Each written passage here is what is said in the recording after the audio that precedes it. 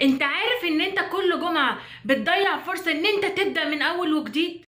انت تعرف بقى ان كل اسبوع بيجيلك يوم ان انت تبقى في حالة استرخاء، اللي هو يوم اجازتك بعيد عن الوش والمشاكل، وتخلي دماغك تنضفها كده. يعني انت تنضف، تديلها ريفرش.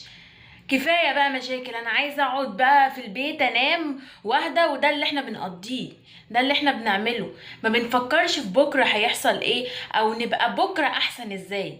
هو انتوا لسه ما عملتوش سبسكرايب ولا اشتركتوا في القناه؟ طب ايه، هنشترك امتى؟ اشتركوا في القناه عشان نكبر عيلتنا ومحتواي يوصل لكم، وتبقوا كلنا في احسن حال.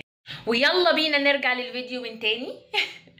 الجمعة ده مش يوم للكسل او ان انت تقضيه في النوم. انا بقولك نام بس، ظبط الدنيا في اهلك، في صلة رحم، ان انت لازم تصل رحمك، تسأل على باباك، تسأل على مامتك لو انت متجوز.